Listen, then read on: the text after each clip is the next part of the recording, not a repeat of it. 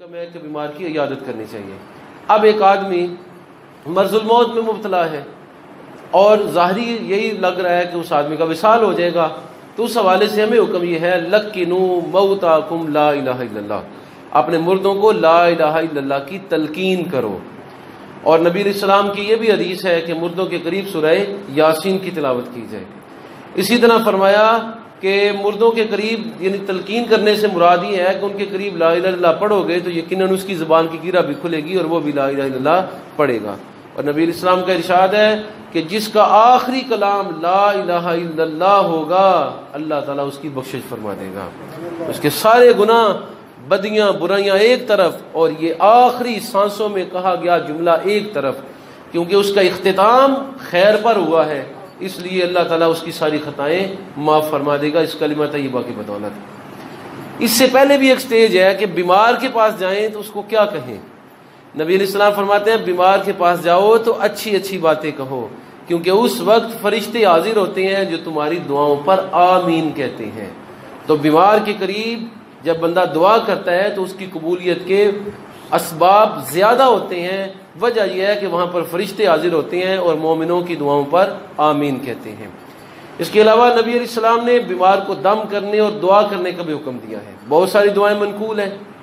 جس طرح نبی علیہ السلام ایک دیہاتی کی عیادت کے لیے گئے تو آپ نے فرمایا لا بأس طہور انشاءاللہ، کوئی غم نہیں ہے، یہ بیماری انشاءاللہ برائیوں سے اور تکلیفوں سے نجات کا سبب ہے۔ لا بأس، کوئی غم نہیں، طہور انشاءاللہ، یہ بیماری گناہوں سے پاکی کا سبب ہے۔ اسی طرح نبی علیہ السلام جب بیماروں کے پاس جاتے تو ان کو یہ دعا دیتے اسأل اللہ العظیم رب العرش العظیم ان یشفیک، میں اللہ سے سوال کرتا ہوں جو کہ عرش عظیم کا رب ہے کہ وہ تمہیں شفا عطا فرمائے۔ اسی طرح بعض اوقات نبی علیہ السلام یہ دعا بھی کیا کرتے تھے اذہب الباس رب الناس واشفی انت الشافی لا شافی الا انت شفاء لا یغادر سقما۔ اذہب الباس رب الناس، غم کو دور کر دے اے ساری انسانیت کے رب، غم کو دور نہیں کر سکتا تیرے سوا کوئی، غم کو ایسا دور کر دے کہ غم کا نام و نشان باقی نہ رہے۔ تو یہ دعائیں نبی علیہ السلام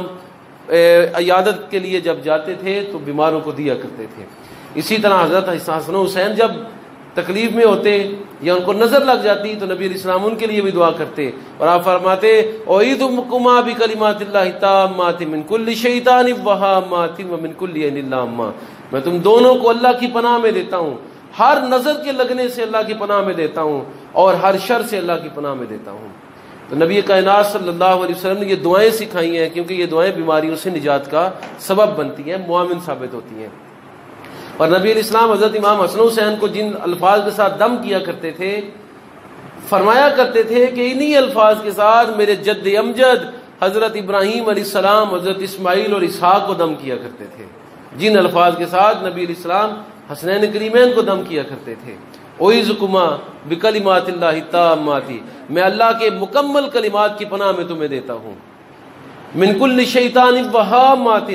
ہر شیطان کے شر سے اور ہر لگنے والی آنکھ کے شر سے، من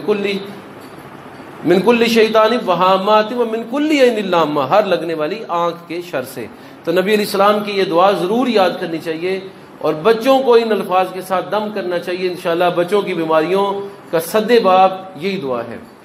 اسی طرح نبی علیہ السلام کے صحابی حضرت عثمان ابن ابو العاص حاضر خدمت ہوئے، شکایت کی یا نبی اللہ جسم میں بڑا شدید درد ہے، فرمایا کہ اپنے جسم پر اپنا ہاتھ رکھو اور بسم اللہ پڑھ کر یہ دعا کرو اعوذ بعزت اللہ وقدرتہ من شر ما اجد واحاذر، میں اللہ کی خاص پناہ میں آتا ہوں اس کی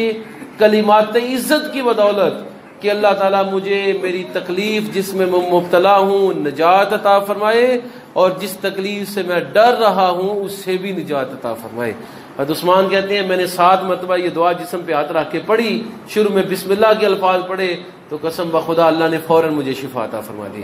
اور یہ علماء کے ملفوظات میں بھی ہے، علماء نے خود اس کو پرکھا بھی ہے اس دعا کو اور خود تجربے میں بھی لے کے آئے ہیں۔ بڑی سے بڑی تکلیف بھی ہو تو اللہ تعالیٰ فوراً راحت عطا فرما دیتا ہے جب یہ مسنون دعا 7 مرتبہ پڑھی جائے۔ حکم ہے کہ بیمار کی عیادت کرنی چاہیے۔ اب ایک آدمی مرض الموت میں مبتلا ہے اور